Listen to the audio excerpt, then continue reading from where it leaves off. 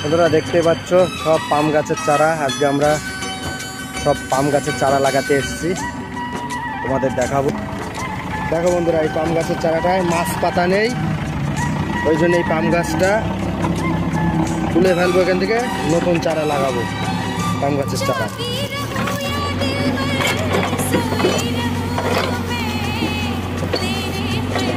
দেখো বন্ধুরা, পাম গাছের চারাটা তুলে ফেললো, এখানে নতুন চারা পাম গাছ লাগাবো।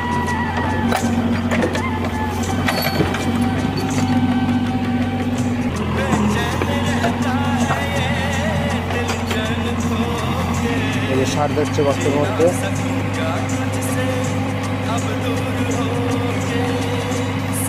চারা লাগানো আছে।